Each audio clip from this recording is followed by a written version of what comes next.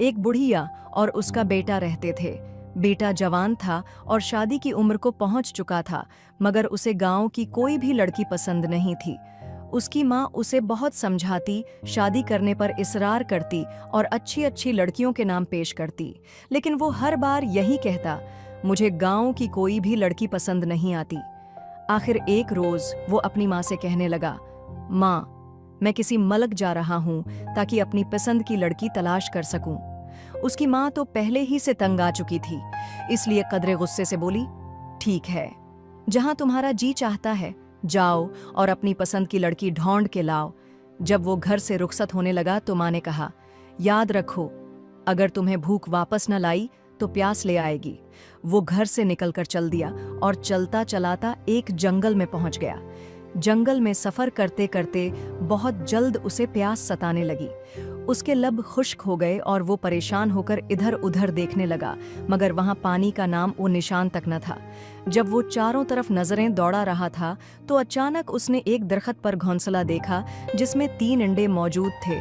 दिल में सोचने लगा, इन अंडों से कुछ तो प्यास बुझ ही जाएगी।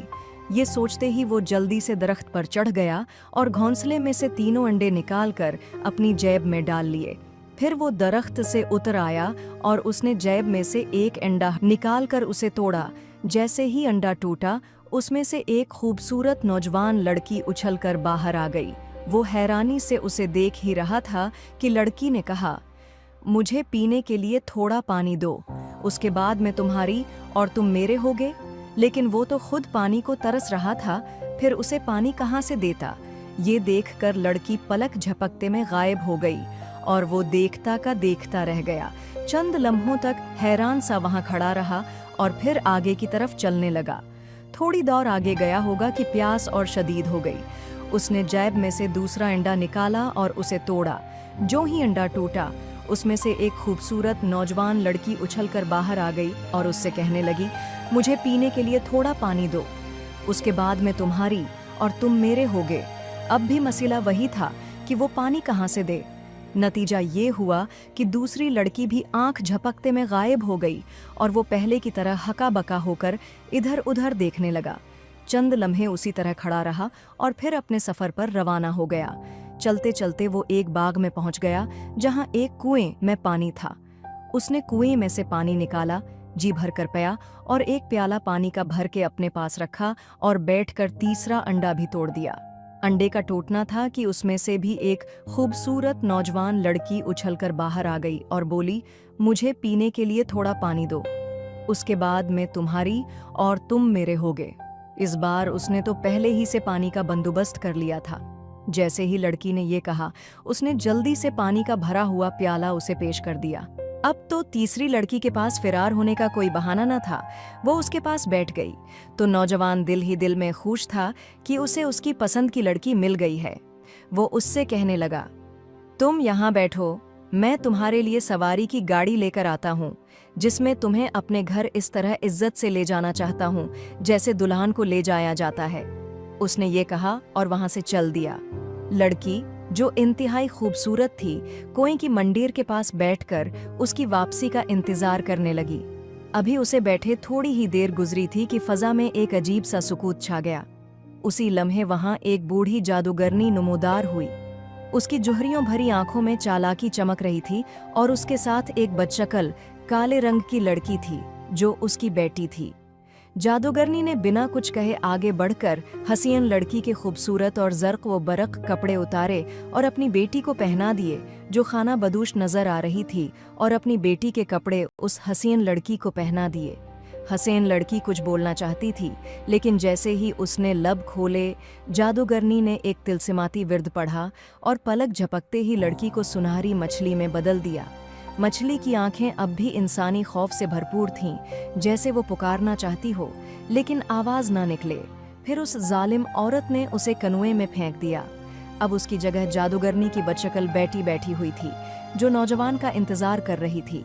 जादूगरनी ने उसे सिखा पढ़ा दिया और कहा, जब नौजवान वापस आए और तुम्हारे रंग और शक्ल के बारे में दरियाफत करे तो तुम कहना, चूंकि मैं अंडे से निकली हूँ इसलिए सूरज की किरणें पड़ने की वजह से मेरा रंग काला हो गया है।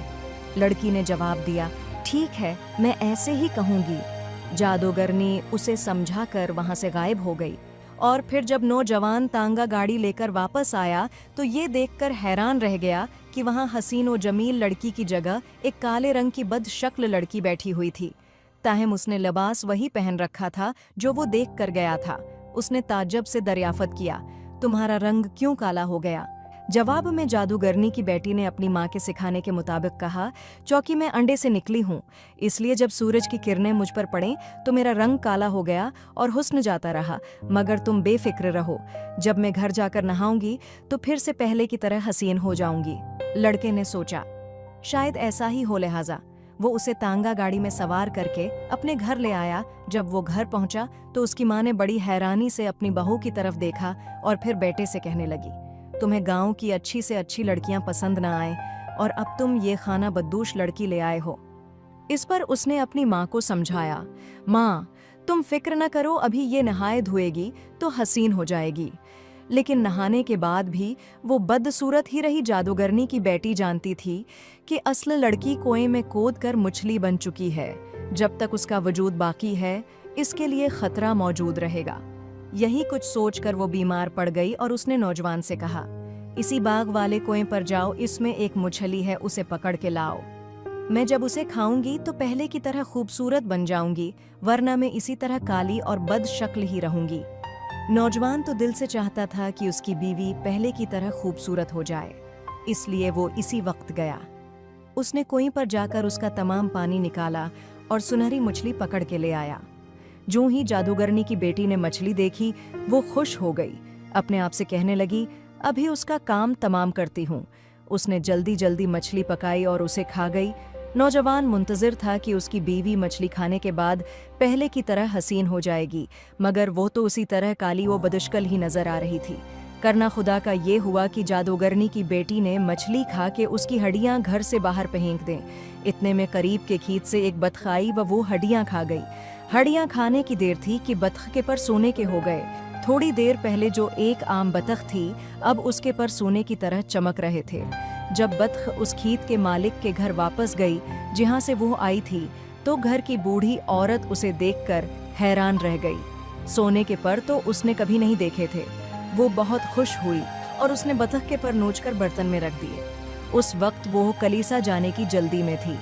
खुद से कहने लगी, वापस आकर पर संभालूंगी। उसने पर बर्तन में रखे व कलीसा इबादत के लिए चली गई। मगर जब कुछ देर बाद वापस घर आई तो उसकी हैरानी की हद न रही। जाते वक्त वो मेज पर खाना रख कर गई थी, मगर वापसी पर देखा तो तमाम खाना गायब था। सारी रुकाबियां खाली पड़ी थीं। वह यूं मालूम हो रहा था जैसे कोई खा गया हो, मगर कौन खा सकता है? यहाँ तो कोई आया भी नहीं। वो ताजुब से सोचने लगी, उसकी समझ में कुछ नहीं आ रहा था। दूसरे रोज वो फिर खाना मेज पर रख कर कलीसा गई। वह जब वापस आई तो कल की तरह आज भी खाना गायब था। अब तो वाकई उसे तशवीश होने लगी। अपने आप से कहने लगी, मेरे बाद यकीनन यहाँ कोई आता है जो मेरा खाना खा जाता है, मुझे उसका पता लगाना चाहिए। अब हुआ ये कि तीसरे रोज उसने चोर का पता चलाने के इरादे से उसी तरह मेज पर खाना रखा और दरवाजा बाहर से बंद करके एक तरफ छिप गई। चंद लम्हे इंतजार करने के बाद वो आहिस्ता से आगे बढ़ी और दरवाजे में चाबी का जो सुराख था इसमें से अंदर झांकने लगी। अंदर झांकते ही वो हैरान सी रह गई। उसने देखा परों वाले बर्तन में से एक हसीन लड़की निकली और आकर मेज के साथ कुर्सी पर बैठ गई। उसने मेज पर रखा हुआ खाना खाना शुरू कर दिया और चंद ही लम्हों में सारा खाना खत्म कर दिया। ये देखते ही औरत ने जल्दी से दरवाजा खोला और बिजली की सी तेज से आगे बढ़ के लड़की को पकड़ लिया। अच्छा, तो तुम हो जो मेरा खाना खा जाती हो? लड़की ने उसे अपनी सारी कहानी सुनाई। जबकि बूढ़ी औरत ने लड़की को छू लिया था, इसलिए अब वो दोबारा पर की शक्ल अख्तियार नहीं कर सकती थी। दरअसल अब वो जादू से आज़ाद हो गई थी। बूढ़ी औरत अकेली रहती थी, इसलिए बुढ़िया ने उसे अपने साथ रख लिया। ये बूढ़ी औरत इस नौजवान के घर में कपड़े वगैरह धोने के लिए रोजाना जाती थी, जिसको इंडे से निकलने वाली लड़की मिली थी। और एक रोज लड़की ने बुढ़िया से कहा, आज मैं भी तुम्हारे साथ चलती हूँ।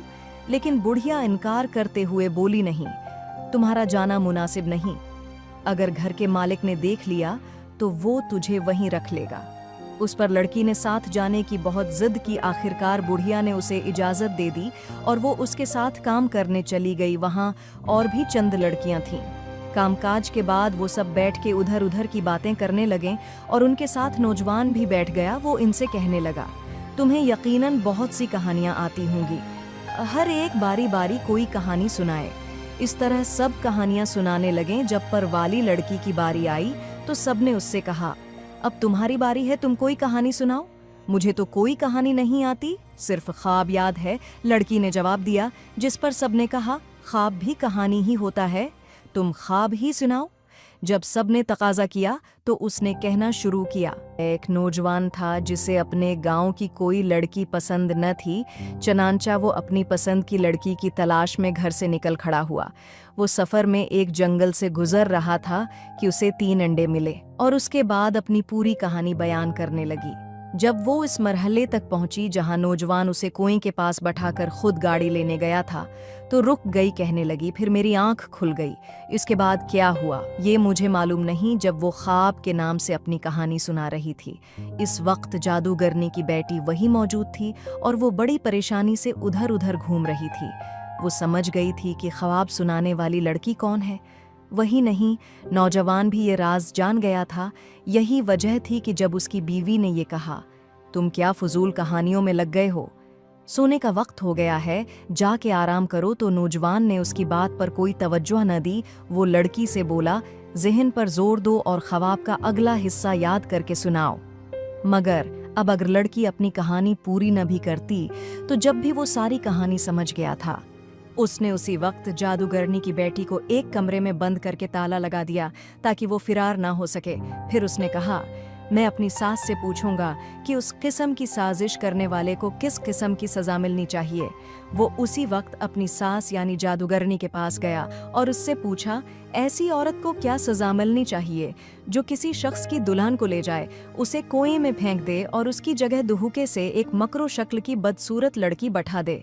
सास ने जवाब में कहा, ऐसी औरत की सज़ा ये है कि एक बड़े ड्रम में कीलें भर दी जाएं, फिर इसमें उस औरत को बंद करके बुलंद तरीन पहाड़ से नीचे गिरा दिया जाए। नौजवान ने ऐसे ही किया, लेकिन जादूगरनी की लड़की के साथ खुद जादूगरनी को भी कील भरे ड्रम में बंद करके एक बुलंद पहाड़ से नीचे गिरा दिया। इस तरह दोनों ने ड्रम के अंदर चीख चीख कर और तड़प तड़प कर जान दे दी और नौजवान ने उस हसीन लड़की से शादी कर ली जो अंडे से निकली थी और वो सब हंसी खुशी रहने लगे।